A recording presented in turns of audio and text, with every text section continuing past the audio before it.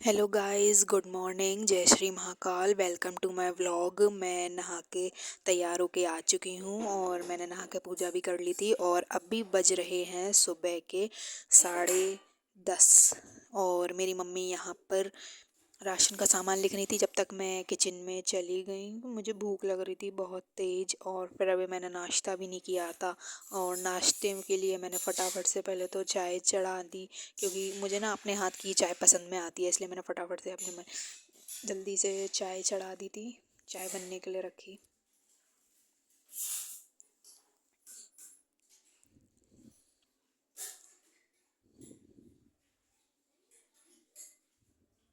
अब जब तक यहाँ पर मैं चाय बना रही थी उतनी देर में मम्मी ने आवाज़ लगा दी, मुझे काम बता दिया। तो इसलिए मैं फटाफट से बगल वाले कमरे में गई और वहाँ से मैंने फ्रिज खोल के फटाफट से मम्मी को सारी सब्जियाँ ला के दी, क्योंकि आज हमारे यहाँ बन रही थी मिक्स वेज, मिक्स सब्जी जिसमें सारी सब्जियाँ थी।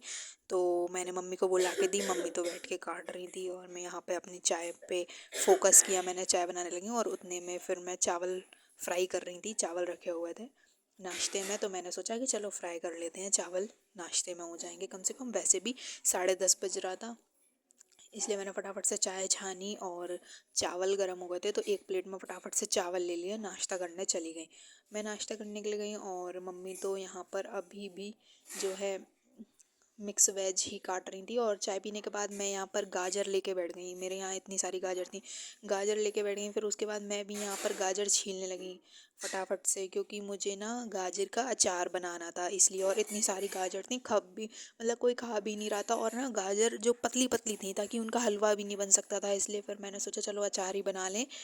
और फिर मैं इतनी सारी गाजर को लेके बैठ गई और मैंने इतनी सारी गाजर को अकेले छीला। मतलब कोई भी मेरे साथ कुछ भी काम नहीं करवा रहा था, मम्मी अपने काम में बिजी थी और मैं यहाँ पर अकेले से इतनी सारी गाजर छील रही थी। वो भी पतली पतली थी, अगर बड़ी बड़ी भी होती तो कोई दिक्कत नहीं थी, वो छोटी छोटी सी पतली पतली सी गाजर थी। मैंने फटाफट फटाफट उनको छीला, बहुत ही ज़्यादा बोरिंग काम था। छीलने के बाद ना ये गाजर इतनी सारी ऐसी हो गई थी। फिर उसके बाद ना मैंने इन सारी गाजरों को पानी में डाल के अच्छे से धो लिया था। और गाइज़ यहाँ पर वीडियो ना मेरी बहन बना रही थी, चाची की लड़की माही, तो थोड़ा ज़्यादा ही कैमरा हिला रही थी और एनी यहाँ पर पढ़ रही थी। फिर गाजर धो के आने के बाद ना मैं यहाँ पर गाजर काटने के लिए बैठ गई, ऐसी लंबी लंबी गाजर काट रही थी। और मैंने एक एक करके सारी गाजरों को काटा। ये देखते हुए माही को तरस आ गया, इसलिए माही मुझसे बात करते करते माही भी आ गई, बैठ के कटवाने लगी गाजर। फिर ये गाजर हमारी ऐसी कट चुकी थी। गाजर कटने के बाद मैं और माही गए रिया की छत पर, रिया के घर पर, क्योंकि मेरे छत पर से धूप चली गई थी।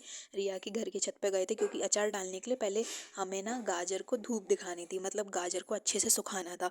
इसलिए मैंने ना वहाँ रिया की छत पर 4-5 बजे तक धूप रहती है शाम के, तो इसलिए मैंने फटाफट से वहाँ पे गाजर फैला दी, एक कपड़े के ऊपर गाजर फैला के रख दी। और यहाँ पर भी माही वीडियो बना रही थी।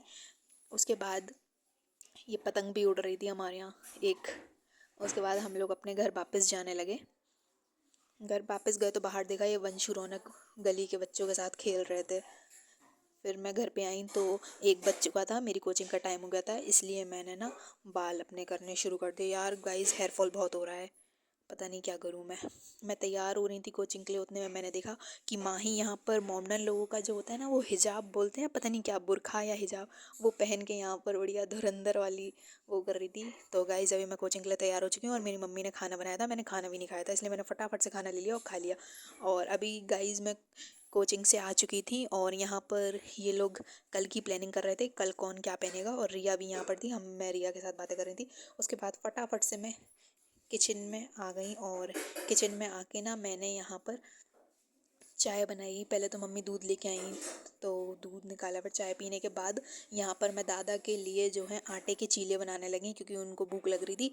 और बेसन उनको मना किया हुआ है डॉक्टर ने, क्योंकि उनकी तबीयत थोड़ी सी ठीक नहीं थी, इसलिए मैं फटाफट से मैंने उनके लिए आटे के चीले बनाए चाय पीने के बाद।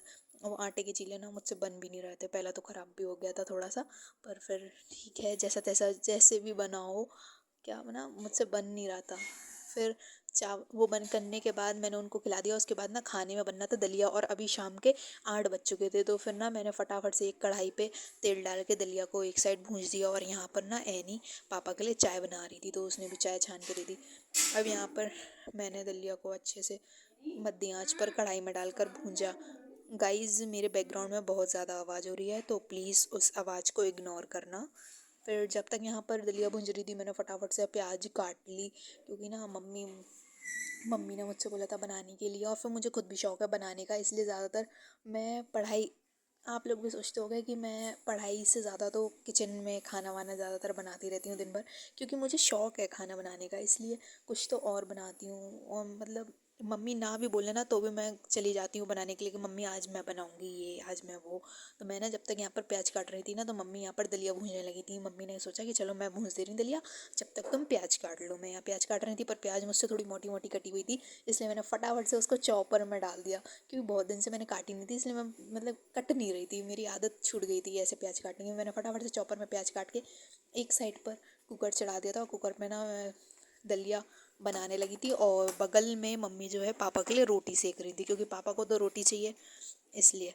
तो मम्मी यहाँ पर रोटी बना रही थी और मैंने यहाँ पर फटाफट से दलिया बनाने लगी थी, क्योंकि भूख भी लग रही थी और 8 साढ़े 8 बज चुका था। ठंड के मौसम में तो वैसे भी खाना जल्दी बना के सो जाना चाहिए, तो इसलिए फटाफट। पर शाम को जितना भी करो हम लोग के यहाँ देर हो ही जाती है खाना खाने में, कम से कम 9 साढ़े 9 तो बज ही जाते हैं, और फिर लेटते लेटते 10 साढ़े 10 बज जाते हैं आराम से सारे काम वाम करके। फिर यहाँ पर दलिया वलिया बन चुकी थी, सब काम हो गया था।